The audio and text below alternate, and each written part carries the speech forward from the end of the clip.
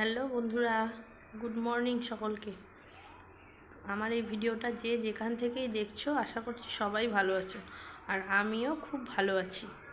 তো চলে এসেছি সকাল সকাল একটা নতুন ভিডিও নিয়ে। ভিডিওটা দেখে বলবে কেমন হয়েছে, আর ভালো লাগলে অবশ্যই লাইক করবে, কমেন্টে জানাবে, আর আমার চ্যানেলটি অবশ্যই সাবস্ক্রাইব করে দিও।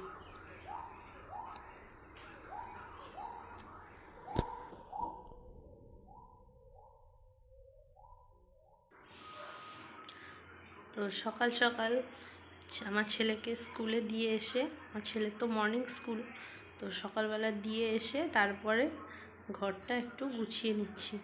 তার কারণ স্কুলে দিতে যাওয়ার আগে তো গোছাবার সময় হয় না, যেহেতু ভোরের দিকে, তো যার কারণে ওকে দিয়ে এসে তারপরেই সব গোছগাছ করি।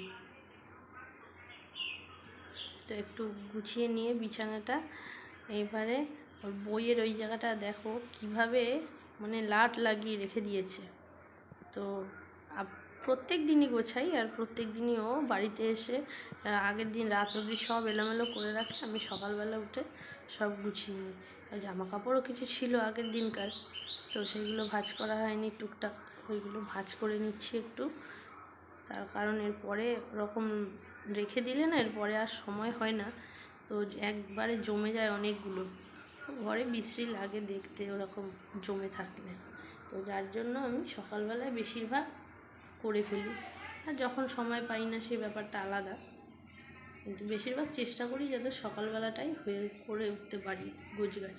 তার কারণ বেলার দিকে আবার রান্নাবান্না করার থাকে।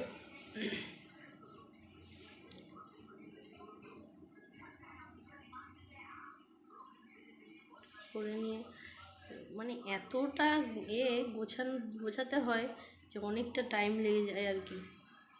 তো যাই হোক, কিছু করার নেই, ঘরে বাচ্চা থাকলে এই হয় আর কি। তোমরা তো জানোই, তোমাদের ঘরেও নিশ্চয়ই আছে, বাচ্চা কাচ্চা থাকলে যা হয় সবাই জানে।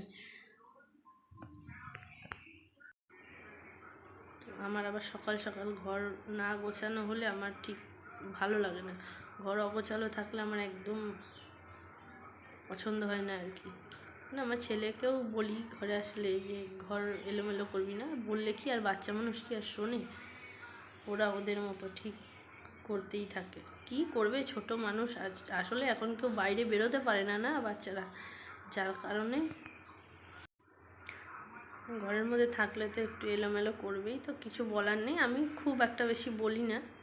তো যাই হোক, এই ঘরটা গুছিয়ে নিয়ে পরিষ্কার পরিচ্ছন্ন করে একবারে ফ্রেশ হয়ে আসবো।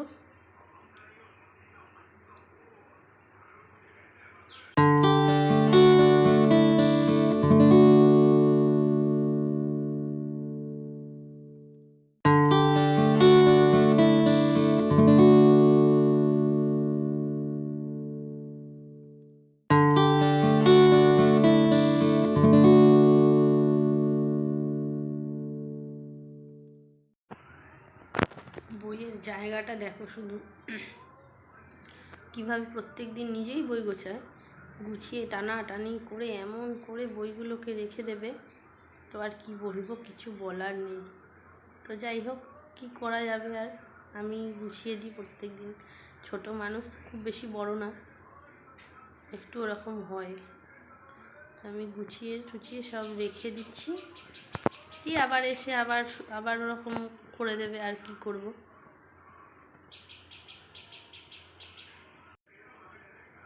তো বন্ধুরা, আমি একটা কথাই বলবো, আমার ভিডিওটা দেখে তোমাদের কেমন লাগে আমাকে কমেন্টে জানাও, আর আমার এই চ্যানেলটি অবশ্যই সাবস্ক্রাইব। তার কারণ তোমরা পাশে না থাকলে আমি কোনোভাবেই এগোতে পারবো না। এই প্ল্যাটফর্মে আমি একদমই নতুন, এখনও পুরোপুরি সব কিছু শিখে উঠতে পারিনি। যদি কোথাও কোনো ভুলভ্রান্তি থেকে থাকে তোমরা অবশ্যই আমাকে জানাবে, আমি অবশ্যই ঠিক করার চেষ্টা করব। তো আমার চ্যানেলটা সাবস্ক্রাইব করো, তোমরা দেখো, আমি এটাই চাই, তোমরা আমার সাথে থাকো, পাশে থাকো, আমাকে সাহায্য করো। আমি কিছু করতে চাই, তোমাদের সাহায্য ছাড়া এটা কোনোভাবেই সম্ভব না।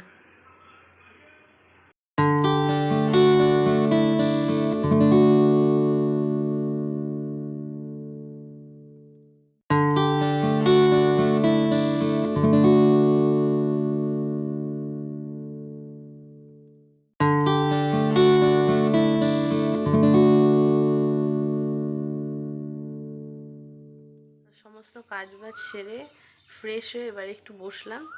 তো এবার প্রচণ্ড খিদে পেয়ে গেছে, অনেকক্ষণ ধরেই বেশ কিছুটা কাজ করেছি, তো বেলাও হয়েছে। আবার একটু বাদে ছেলেকে আবার আনতে যাবে, তারপরে আবার আনতে যাওয়ার জন্য রেডি হব। তো সকালবেলা কি খাবো, প্রত্যেক দিনকার একই ব্যাপার, চিন্তা মাথায় যে কি খাবো।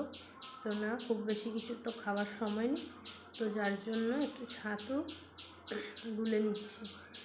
ছাতু গুলে খেয়ে নিলে কি হয়, পেটটা না অনেকক্ষণ ভরা থাকে। তো আমি শুধু নুনটাই দিই, চিনিটা আবার দেওয়া খুব একটা পছন্দ করি না, আমার ঠিক ভালো লাগে না আর কি। তো নুন দিয়ে ছাতুটাকে গুলে, তো এবার ওটাকেই খাবো, তাহলে সারাদিনের চিন্তাটা একটু কম থাকে। আবার সেই দুপুরবেলায় খাওয়া হবে। দুপুর বলতে খুব বেশি দেরি হয় না, 1-1:30টার মধ্যে খাওয়ার চেষ্টা করি।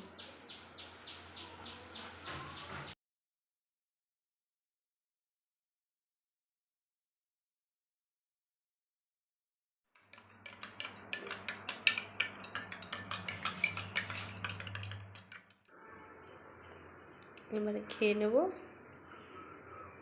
খেয়ে একটু তারপরে আবার রেডি হব, হয়ে এই আনতে যাওয়ার সময় হয়ে গেছে ছেলেকে স্কুল থেকে।